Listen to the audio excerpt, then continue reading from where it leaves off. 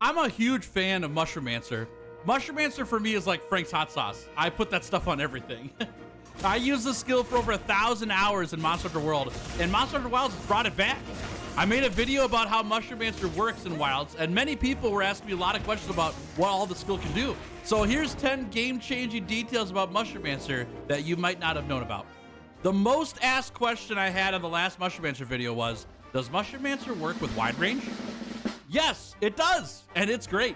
There's nothing better than comboing wide range and Mushroomancer together to force feed mushrooms to your friends.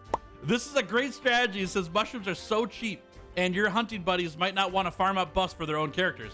So you can do all the heavy lifting for them and make your one mushroom count as 4 mushrooms, providing buffs and heals for your whole team. The only effect that this doesn't work with, unfortunately, is the Mandragoras and the Max Potions. That heals just for you. It won't spread to your teammates, but don't underestimate blue mushrooms with wide range. They don't heal that much. They heal as much as a potion, but when your team takes an area of effect attack, it's really nice to be able to spread that heal around to everybody and heal everybody up. Mushroomancer provides buffs at the cost of a mushroom, but what if the buffs actually cost no mushrooms? You can combo Mushroomancer with free meal to give you a large chance of not consuming mushrooms at all when you go to buff yourself. Free meal gives a percentage chance to not consume a consumable, not just mushrooms, by the way. You can use them on any consumable. And don't let the percentages fool you either. It's actually better than what it reads. If you use a consumable and free meal triggers, that consumable is still in your pouch, which means if you go to consume it again and free meal triggers again, you've now turned 1 item into 3 items. And this works for every single mushroom, regardless of whether you use them from the camp or whether you got it from free meal. And this combo also works really well with blue mushrooms and Mandragora specifically. Remember wide range from the last tip? Well, now you can eat so many blue mushrooms to heal your team up before you need to restock because of free meal. It will give you a whole bunch of free mushrooms. It's kind of like infinite healing. Kind of. Now let's combo these last 2 tips for those who want the help from Mushroomancer buffs, but they don't want to use up their skill slots on their armor to do so. You can make an equipment loadout that has Mushroomancer, free meal, and wide range on them. Then equip that loadout with your hunting party standing with you just outside of camp. You have to be outside of camp for this to work. It doesn't work in camp for some reason. Eat your Parashroom and your Nitro Shroom so everyone gets the attack and defense buffs.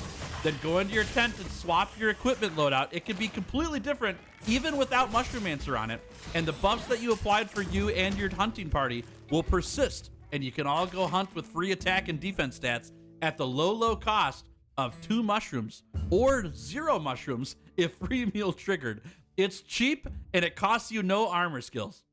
One issue I had mentioned in my last Mushroomancer video was that gathering mushrooms is kind of a drag. I'm not a big fan of doing expeditions just to gather mushrooms, and the NPC gatherers in Wilds aren't that great. They work, they do their job, but not nearly like they were in past games.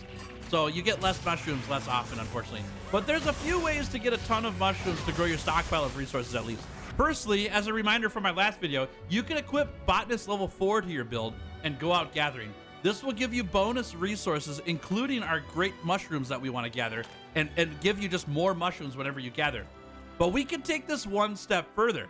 There's another sweet mushroom in the game that you get from our good friend Kangalala. It's called the Truffle Dakanga, and the buff that it gives allows you to gather more stuff from places that you gather things. So it's kind of like Botanist, but in meal form. And the nice thing is that Botanist and the buff from Truffle Dakanga stack. So you can gather things from piles and it'll trigger Botanist and Truffle Dakanga. It's pretty great. The downside here is that Truffle Dakanga does not trigger every time you gather. It's a percentage chance. But if you're out gathering anyways, you may as well get your freebies while you can and stack all those up. Secondly, though, after you talk to the NPCs for gathering, you can go talk to Nada, and Nada will start collecting gatherables from those NPCs for you. And normally those gatherables are waiting for you after you do a quest, and you get some of the items that you asked for. You don't get all of the items that you asked for. It's kind of a wash sometimes whether you're gonna get the mushroom or not. But there is a tip here where you can go into your tent and click the rest button and just switch the time of day. It'll cost you 300 research points and a loading screen. But when you advance time, Nada will have a bunch of gatherables from those NPCs waiting for you. And you can actually just stack this up over and over again. So you could rest, leave your tent, go back in, rest, leave your tent, go back in. Just keep doing that and load up all of those gatherable NPC item boxes, and you'll have a ton of mushrooms. Now, the downside here is that hunting monsters is way more fun than sitting and watching loading screens. I'd rather just hunt monsters and have a buff for getting more mushrooms, like fertilizers in past games, stuff like that. We don't have that in Wilds.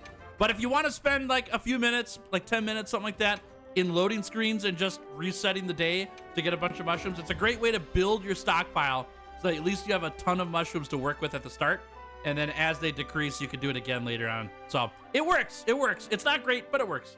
Mandragoras are fantastic with Mushroomancer, and most of the time, this is all the healing that you need in a hunt. But they're a little bit expensive. It's kind of hard to find Mandragoras around the map, and sometimes you just don't want to use all your Mandragoras up. Well, I got good news, because I got you covered on the healing front. The blue mushroom normally heals you for the same amount that a potion heals you, but with recovery up, you get a bunch more healing. You can see that on screen right now, actually. I've got one side here that shows blue mushroom healing, and then another side that has blue mushroom healing with recovery up on. Check that out. Unfortunately, the same is not true for toadstools this time around. I don't know why. It used to be this way back in past games, but as you can see on screen right now, even with recovery up on, the toadstools are healing for the exact same amount. Maybe it's bugged, maybe it's a different skill, I'm not sure. But if you were planning on having toadstools heal you more, unfortunately that is not the case currently. Are you a fan of the buffs that Mushroomancer provides, but wish that those buffs would just last a little longer? Well, I got you. Mushroomancer works with Item Prolonger. Item Prolonger is a skill that will extend the duration of buffs by a percentage based on how many levels into Item Prolonger you put into it. At level 3, you get a 50% item buff duration increase, which is kind of crazy. And this works with the Toadstool regen buff, the attack and defense buff from Para and Nitro Shrooms, and the decreased stamina use buff from the Devil's Blights. They last longer. It's a great way to save on mushrooms, as well as less maintenance during hunts to keep these buffs on your hunter, which just means you get more time to hunt. And good news here too, the Item Prolonger buff time sticks around even if you swap gear. Even if your gear doesn't have Item Prolonger on it, you get the increased duration of the buffs. So you can do the trick that we talked about before, where you can put Item Prolonger and Mushroomancer on your build, eat a Para and Nitro Shroom, then swap builds completely, and you'll still retain the increased buff duration time from Item Prolonger. It's pretty sick. I don't know if you're like me, but sometimes I forget to bring all the necessary items needed for a hunt. Usually I have the mindset of, if I've got mushrooms, I don't need anything else. And then I get blighted, and I wish that I had brought nullberries with me so I could get rid of the blight. Well, in the moments where you don't have nullberries, and you get hit with the water or ice blight, Mushroomancer at least has you covered there. Water blight is a blight that makes your hunter regen stamina slowly, which could actually really mess you up if you're playing particular weapons like dual blades or bow. You really need that stamina, but the water blight does matter on every weapon.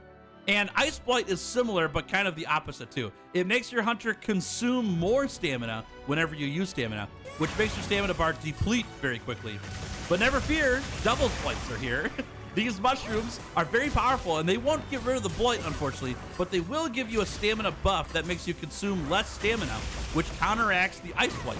And Devil's Blights, when you eat them, they give you a full stamina bar, which counteracts water blight.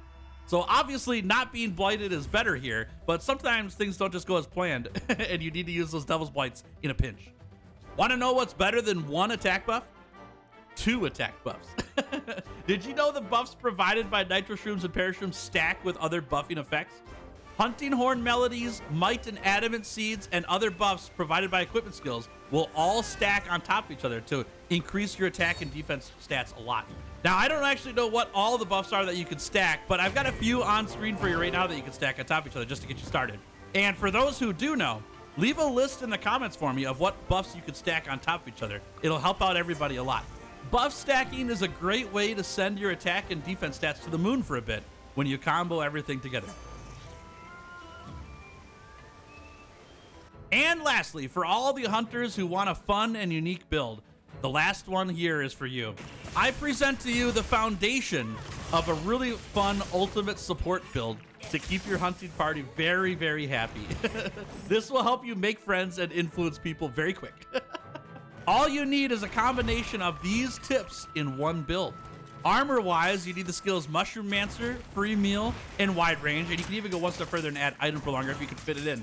This will give you buffs for your whole hunting party, and it'll cost you almost nothing in resources because you're spending mushrooms to do it. And you'll have a ton of healing for your whole team with wide range when things get dicey. These skills can be found in a variety of ways, including specific armor pieces from Rampapolo, Kangalala, and Dobra gear. There's also talisman and decorations that you can add to your build, so you can mix and match how you'd like. And I'd be happy to make a full build for you if you're interested. You just gotta let me know. So hit that like button if you'd like to see a build of a full ultimate support, and I'll put one together for you. And the last thing you need is your weapons. So your first weapon, you can run a hunting horn that does some like attack buffing songs. There's even defense buffing songs as well. Those will stack on top of Mushroomancer. And then you can swap over to your sword and shield. And the reason why is because sword and shield has a really fast sheathing speed so that you can get to your mushrooms quicker. So when your hunting party needs some buffs or also needs heals in a pinch, you can get to them really quickly. You also have access to really easy wounding with mount. You also have knockouts on sword and shield that you can do. It's a really great support weapon to use to keep the monster under control and keep your hunting party all set to go. Playing support in this way is some of the most fun ways to play Monster Hunter, at least for me. And it's a whole new way to play the game. Force feeding blue mushrooms to your hunting party so they can keep wailing on a monster is super fun, and it's worth trying out. So what'd you think? Some cool tips there? Anyone that you knew already? Or were there any tips that you didn't know until today? Let me know in the comments what you thought of the video. And either way, however you enjoyed Mushroomancer, happy hunting, and thanks for watching.